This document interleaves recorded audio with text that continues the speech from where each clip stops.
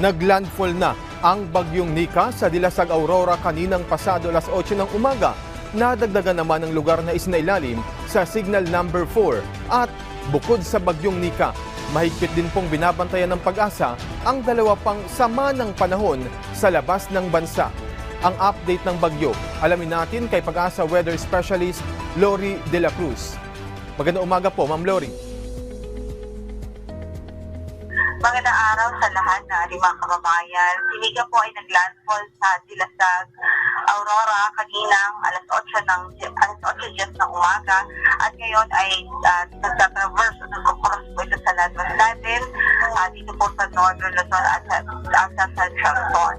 Okay, dyan, signal number 4 pa rin nakataas sa northernmost portion ng Aurora, central and southern portions ng Isabela, sa Kalinga, Mountain Province, sa northern portion of Ifugao, central and southern portion of Abra, and the northern and central portions of Ilocos Sur. Signal number 10 naman sa central portion ng Aurora, northern portion of Quirino, northeastern portion of Nueva Vizcaya, the rest of Isabela, the southeastern portion, southwestern portion of Cagayan, southern portion of Apayao, the rest of Abra, rest of Ifugao, northern portion of Benguet, the southern portion of Ilocos Norte, and the rest of Ilocos Sur. Habang signal number 2 sa northwestern and eastern portions ng Cagayan, rest of Nueva Vizcaya, rest of Quirino, the rest of Apayao, rest of Benguet, the rest of Ilocos Norte, La Union, northeastern portion ng Pangasinan, the central portion of Aurora, and the northern portion of Nueva Ecija. Habang signal number 1 naman sa Babuyan Islands, rest of Mainland Cagayan, the rest of Pangasinan, the rest of Aurora, the rest of Nueva Ecija, Bulacan, Pampanga, Tarlac, northern and central portion ng Zambales, Metro Manila, Rizal, eastern portion ng Laguna, northern and eastern portion ng Quezon at kasama na dyan ang Polillo Island.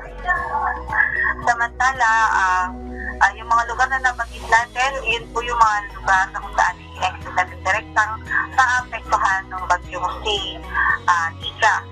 So, pilihan natin at mga kabayan sa makamisalang hangin, maging ng mga pag-ulan na dulot nga po nitong bagyong Nika.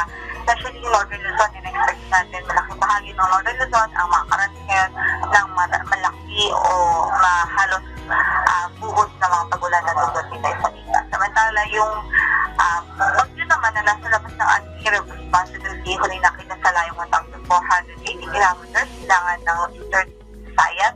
In-expect natin papasok ito ng far by tomorrow at posible din po na sa kanyang track o yung magbago, more likely Northern Luzon pa rin po ang kanyang tatahakin. Papunta po ito sa Northern Luzon. Pero dahil malayo pa po ito, may uncertainty pa rin naman po. Kaya ang maganda po ay mag-antabay po sa mag-i-update sa Pag-asa ukol sa ating weather disturbance. Yan ang latest sa Pag-asa. Ito po si Lori De La Cruz. Maraming salamat, Lori De La Cruz, mula sa Pag-asa.